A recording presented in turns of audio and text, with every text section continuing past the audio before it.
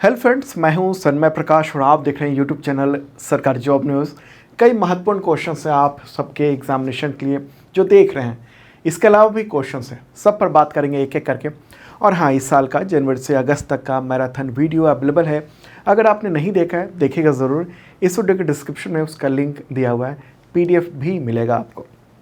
तो शुरू करते हैं दोस्तों। और पहला क्वेश्चन, पाकिस्तान में स्थित भारतीय उच्चायोग यानी इंडियन हाई कमीशन की पहली महिला प्रभारी राजनयिक का नाम बताएं। आंसर होगा इसका गीतिका श्रीवास्तव। ठीक है, न्यूज़ देख रहे हैं आप इंडियन एक्सप्रेस में। Geetika Shrivastava is first women to head Indian mission in Pakistan. तो भारतीय विदेश मंत्रालय ने अभी अगस्त में ही इनको वहाँ का प्रभारी डी अफेयर नियुक्त किया है। जो इस पद को कहेंगे वो कहेंगे चार्ज डे अफेयर यानी CDA। ठीक है, या फिर आप कह सकते हैं प्रभारी उच्चायुक्त। और वो तब तक इस पद पर रहेंगी जब तक कि कोई नया हाई कमिश्नर नियुक्त नहीं हो जाता है। ठीक है, तो ये हाई कमिश्नर नहीं है, बल्कि हाई कमिश्नर की अनुपस्थिति में इनको चार्ज दिया गया है। और ऐसी पहली महिला हैं जिनको वहाँ पर इतने बड़े पद पर स्थापित किया गया है, वहाँ पर तैनाती दी गई है। ठीक है, इसके बारे में और जानते हैं तो एक बार मैप के ज़रिए भी चलते हैं। प्यारा भारत है और इधर पड़ोसी पाकिस्तान। देखिए, वर्तमान में दोनों देशों में एक दूसरे की राजधानी में जो उच्चायोग है यानी हाई कमीशन है, वहाँ पर कोई भी हाई कमिश्नर या फिर हिंदी में कहेंगे उच्चायुक्त नहीं है। देखिए, हुआ ये था कि आखिरी बार इस्लामाबाद हाई कमीशन में जो इंडिया का है वहाँ पर, तो उसमें 2019 तक अजय बिसारिया थे इंडियन हाई कमिश्नर इंडिया के पाकिस्तान में। लेकिन 2019 में जब अनुच्छेद 370 निरस्त किया गया, उसके बाद पाकिस्तान ने हाई कमीशन की जो उसके स्टेटस है ना उसको कम कर दिया। फिर इंडिया ने भी पाकिस्तान के हाई कमीशन के स्टेटस को कम कर दिया और जो राजनयिक वहाँ पर तैनात थे यानी डिप्लोमेट वहाँ पर तैनात थे, तो उसकी संख्या भी कम कर दी गई। तो दोनों देशों में ऐसा हुआ और उसके बाद से 2019 के बाद से यहाँ पर भारत में और पाकिस्तान में एक दूसरे का कोई भी हाई कमिश्नर नहीं है। तब से कौन सा पद है? प्रभारी उच्चायुक्त।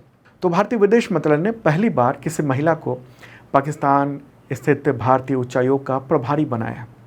देखिए, आमतौर पर महिला डिप्लोमेट्स वहाँ पर तैनात होते रहे हैं पाकिस्तान में, लेकिन टॉप लेवल पर अभी तक ऐसा नहीं हुआ था। ठीक है, तो गीतिका श्रीवास्तव देख रहे हैं फोटोग्राफ, 2005 बैच की इंडियन फॉरेन सर्विस यानी IFS अधिकारी हैं और नई तैनाती से पहले वो विदेश मंत्रालय मुख्यालय में दिल्ली में जॉइंट सेक्रेटरी के तौर पर थी। इंडो पैसिफिक डिवीज़न को देख रही थी और 2007 से 9 के बीच में वो चीन में भारतीय दूतावास में तैनात रह चुकी हैं। टॉप पोस्ट पर नहीं, राजदूत से नीचे के पोस्ट पर, और धारा प्रभाव हुआ चीनी लैंग्वेज बोलती हैं यानी मंदारिनी लैंग्वेज बोलती हैं। उत्तर प्रदेश की रहने वाली है। ठीक है, तो यहाँ पर एक और सवाल आपके मन में हो सकता है जो उन लोगों को नहीं पता होगा, एम्बेसी और हाई कमीशन के बीच में फ़र्क। एम्बेसी और हाई कमीशन जो है ना वो दोनों बराबर स्टेटस का होता है। फ़र्क ये है कि जो भी कॉमनवेल्थ नेशंस हैं, कॉमनवेल्थ एक संगठन है, उससे जुड़े हुए जितने भी देश हैं वो सब आपस में एक दूसरे के देशों में हाई कमिश्नर रखते हैं या हाई कमीशन कहते हैं। दूतावास को हाई कमीशन कहते हैं। ठीक है, जैसे कि इंडिया और पाकिस्तान या फिर कहें इंडिया और यूनाइटेड किंगडम, वहाँ पर इंडिया का हाई कमीशन है और यूनाइटेड किंगडम का इंडिया में हाई कमीशन। ठीक है, समझ रहे हैं बात। लेकिन अगर अमेरिका कहेंगे, चूँकि वो कॉमनवेल्थ नेशंस का मेंबर नहीं है, तो दोनों ने एक दूसरे के देशों में राजदूत रखा हुआ है यानी एम्बेसडर रखा हुआ है और उसका जो मुख्यालय होता है उसको एम्बेसी कहते हैं। ठीक है, तो एम्बेसी और हाई कमीशन दोनों के बीच में फ़र्क जो है ना वो आप समझ चुके होंगे मुझे लगता है। तो चलिए अब आगे बढ़ते हैं दोस्तों और अगला क्वेश्चन लेते हैं, ये भी महत्वपूर्ण है। दूसरी बार जिम्बाब्वे के राष्ट्रपति कौन चुने गए हैं? आंसर होगा एमरसन मंगाग्वा। ठीक है, तो न्यूज़ आप देख रहे हैं, दूसरी बार चुने गए हैं और फोटोग्राफ ये रहा इनका। ओके, एक बार मैप के थ्रू देखते हैं जिम्बाब्वे है कहाँ पर, क्योंकि एग्जामिनेशन में मैप से रिलेटेड क्वेश्चन अक्सर पूछे जाते हैं। ठीक है, तो कहाँ पर है वो देख लेते हैं। सबसे पहले चलते हैं प्यारा भारत, ये रहा हमारा, और अब चलते हैं अफ्रीका में। अफ्रीका महाद्वीप में कहाँ कौन सा देश है, तो वो है जिम्बाब्वे, और ये रेड कलर में आप देख रहे हैं। इसकी राजधानी हरारे है। क्या है? हरारे। मुद्रा, कई सारी मुद्राएं चलती है, मूल रूप से घोषित मुद्रा जिम्बाब्वे डॉलर है। इसके अलावा वहाँ पर मान्यता है अमेरिकी डॉलर का और दक्षिणी अफ्रीकी रैंड का। तो इसके पड़ोसी देश कौन कौन से हैं? ये मोजाम्बिक हो गया, जाम्बिया हो गया, बोत्सवाना हो गया, और ये साउथ अफ्रीका है। ठीक है, तो ये लैंड लॉक्ड कंट्री है। ये भी सवाल हो सकता है आपसे कि जिम्बाब्वे क्या एक लैंड लॉक्ड कंट्री है? तो हाँ, ये एक लैंड लॉक्ड कंट्री है। लैंड लॉक्ड मतलब कि इसकी चारों तरफ से जो सीमा है वो किसी न किसी देश से जुड़ी हुई है, और समुद्र में अगर जाना है उसे तो दूसरे देश से होकर जाना होगा। यहाँ की जनसंख्या 1,60,00,000 के आसपास है। ठीक है, महत्वपूर्ण बात। चलिए अब आगे बढ़ते हैं, अगला क्वेश्चन लेते हैं। ये इंपॉर्टेंट क्वेश्चन है ये भी। इसरो के पहले सोलर मिशन का नाम बताएं। क्या नाम है? आंसर होगा आदित्य L1। क्या कहेंगे? आदित्य L1। न्यूज़ भी देख रहे हैं आप, भारत का पहला सूर्य को लेकर एक अभियान शुरू होने वाला है, और 2 सितंबर की सुबह ये सोलर मिशन लॉन्च होगा। नाम क्या है? आदित्य L1। सूरज पर रिसर्च करने के लिए पहला इंडियन बेस्ड ये लेबोरेटरी कहिए या फिर इसको कह सकते हैं ऑब्जर्वेटरी, कई सारे नाम इसको कह सकते हैं। ठीक है, तो ये क्या करेगा? सूर्य के चारों ओर जो बनने वाले कोरोना रिमोट ऑब्जर्वेशन है, तो उस पर ये खास पर रिसर्च करेगा, और क्या करेगा? सूरज के किनारों पर होने वाले हीटिंग का पता लगाया कि कैसी स्थिति होती है हीटिंग की। सूरज के जो किनारों पर उठने वाले जो सोलर तूफान होते हैं, सौर तूफान, उसकी स्पीड, उसका तापमान, पैटर्न क्या होता है, इन सब को समझने की कोशिश करेगा। पृथ्वी पर आने वाली जो किरणें हैं उससे मौसम पर क्या असर पड़ता है उसका पता लगाया जाएगा, और सूरज का उसका वायुमंडल के बारे में जानकारी प्राप्त की जाएगी कि आखिर वहाँ की कैसी स्थिति है। ठीक है, कहाँ से लॉन्च होगा ये? तो ये होगा, लॉन्चिंग इसकी है श्रीहरिकोटा आंध्र प्रदेश से, और PSLV एक्सेल रॉकेट से इसको अंतरिक्ष में भेजा जाएगा।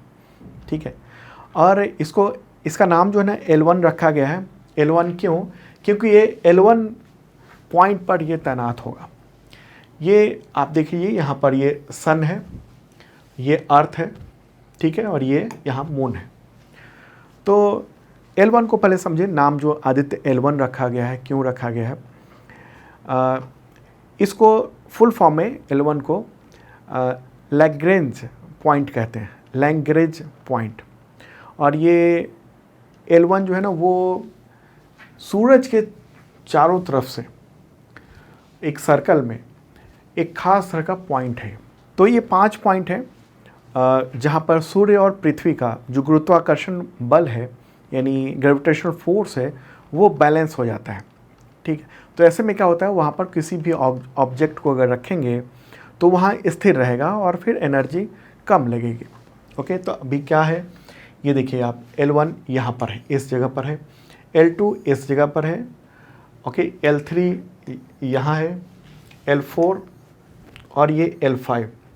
तो ग्रेविटेशनल फोर्स के बारे में अगर समझना है तो आगे मैं बताता हूँ। और इससे इसकी दूरी जो है ना, यानी L1 से पृथ्वी की दूरी 15 लाख किलोमीटर है। ये 15 लाख किलोमीटर। अभी देखिए ग्रेविटेशनल फोर्स है ना, वो कैसे काम करता है यहाँ पर, वो आप देखेंगे। तो ये देखिए अर्थ है, अर्थ का ग्रेविटेशनल फोर्स ये राउंड देख रहे हैं आप, और सन का ग्रेविटेशनल फोर्स है। सन के ग्रेविटेशनल फोर्स के वजह से ही पृथ्वी, वो सन का चक्कर लगाती है पृथ्वी। लेकिन कई सारे पॉइंट हैं जहाँ पर स्थिति जो है ना वो न्यूट्रल हो जाती है। न्यूट्रल का मतलब क्या कि सन और अर्थ के बीच में ऐसा पॉइंट जहाँ पर कोई भी ऑब्जेक्ट अगर हम रख देंगे तो उसे अपना कोई ईंधन नहीं लगाना पड़ेगा, वो उसी के साथ मतलब फिक्स हो जाएगा। और जैसे सन के बारे में हमें रिसर्च करना है तो वो रिसर्च के बारे में इंफॉर्मेशन ये देता रहेगा। तो ये है पूरा L1, L2, L3, L4, L5, ठीक है। तो इसी वजह से नाम जो है ना इसका L1 रखा गया है। कौन सा? आदित्य L1। ओके, चलिए अब आगे बढ़ते हैं दोस्तों, अगला क्वेश्चन लेते हैं। उससे पहले बता दूं कि जो भी आप वीडियो देख रहे हैं उसका PDF हिंदी और इंग्लिश दोनों लैंग्वेज में अवेलेबल है। इस वीडियो के डिस्क्रिप्शन में आप चेक कर लेना, वहाँ से आप डाउनलोड कर सकते हैं। फ्री में होता है डेली का जो PDF है वो। और हाँ, एक मेंबरशिप प्लान है। अगर आप एग्जामिनेशन की तैयारी कर रहे हैं और करंट अफेयर्स खास तौर पे, तो वो करंट अफेयर्स की तैयारी यहाँ से हो सकती है एक मेंबरशिप प्लान के ज़रिए। 1 साल का ये मेंबरशिप प्लान है, 365 डेज़ का, 365 दिन तक अगले। और क्या क्या मिलेगा इसके ज़रिए? तो PDF मिलेगा वीकली, मंथली, क्वार्टरली, ईयरली, और वो भी कई तरीके के 1 लाइनर, MCQ विद नोट्स, और साथ में वीडियो का लिंक भी होगा ताकि आप क्लिक करें तो वो संबंधित वीडियो ओपन हो जाए और आप उसको विजुअली समझ सकें। तो ये PDF जो है ना अगले 365 दिन तक मिलेगा, और पिछले भी मिलेंगे 2023, 2022 उन सब के। ओके, हिंदी इंग्लिश दोनों लैंग्वेज में 2023 का PDF अवेलेबल है। और इसी मेंबरशिप के साथ, जो कि बहुत मामूली सी रकम है, इसकी छूट भी चल रही है 50% की। इंडिपेंडेंस डे की छूट अभी तक है। तो इसके साथ इतने तरह के एग्जामिनेशन के टेस्ट सीरीज, मॉक टेस्ट, इसे फ्री में मिलता है आपको। ओके, तो देखिएगा जरूर इस वीडियो के डिस्क्रिप्शन में, वहाँ लिंक है, वीडियो भी है, कैसे मेंबरशिप लेना है। अगला क्वेश्चन लेते हैं। एक्ट्रेस सीमा देव का निधन हो गया 24 अगस्त 2023 को। तो हिंदी के अलावा किस भाषाई फिल्मों में सबसे ज़्यादा प्रसिद्ध थी? आंसर होगा मराठी। 83 ईयर की थी, अल्जाइमर रोग से पीड़ित थी।